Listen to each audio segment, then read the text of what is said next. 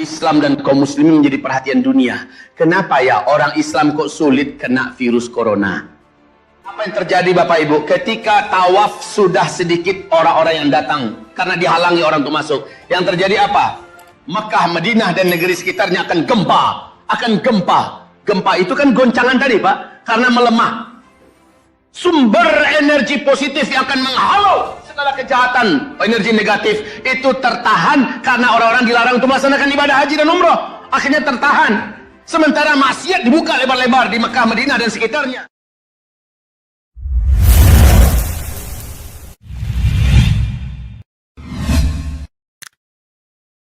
Sebelum menonton video ini, sebagai bentuk dukungan kamu terhadap channel ini, jangan lupa subscribe, nyalakan lonceng notifikasi agar kamu tidak ketinggalan video terbaru. Jazakumullah khairan katsiran. Melihat kondisi ke depan, kita sekarang sedang menyalip dengan kecepatan yang Allah kehendaki. Islam dan kaum muslimin menjadi perhatian dunia. Kenapa ya orang Islam kok sulit kena virus corona? Tapi maaf Ustadz, bukankah Uni Emirat Arab sudah kena pula di sana? Bukankah Oman sekarang ini sudah mengerikan juga virus corona? Bukankah Iran apalagi? Jawaban saya, mereka sendiri membuka pintu itu. Oman sudah menjadi kota wisata. Bahrain sudah menjadi kota negara wisata dunia. Apapun jenis maksiat mereka buat di sana. Apalagi Uni Emirat Arab. Jangan tanya tentang Dubai. Teksasnya Timur Tengah itu adalah Dubai.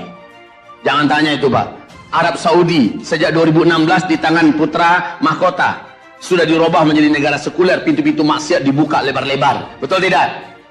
Mereka yang membuka pintu-pintu maksiat itu, mereka halalkan apa yang sebelumnya haram. Dan satu persatu secara Islam mereka pijak-pijak, mereka injak-injak. Sehingga sebentar lagi coba lihat Pak, apa yang terjadi Bapak Ibu ketika tawaf sudah sedikit orang-orang yang datang karena dihalangi orang untuk masuk. Yang terjadi apa? Bapak pernah main gasing? Pernah main gasing?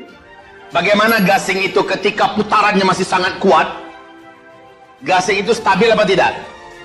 Tapi ketika dia melambat dan semakin melemah, apa yang terjadi dengan gasing tersebut? Dia goyang, semakin goyang dan semakin kencang dan semakin kuat getaran goyangnya. Betul tidak? Dia bisa oleng ke kiri ke kanan.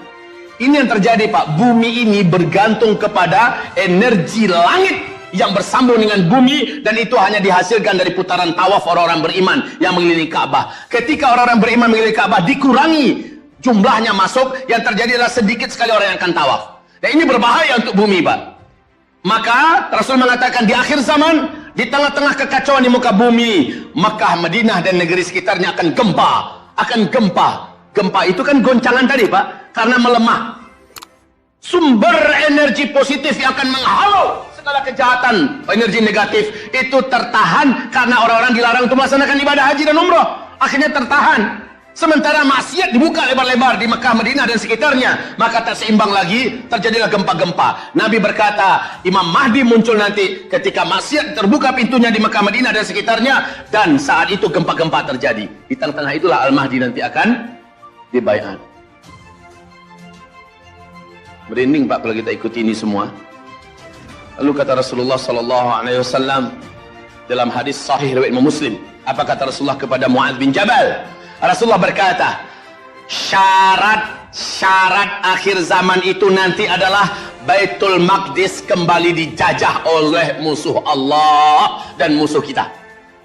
Ternyata pelaku penjajahan Baitul Maqdis kita sekarang ini adalah si Donald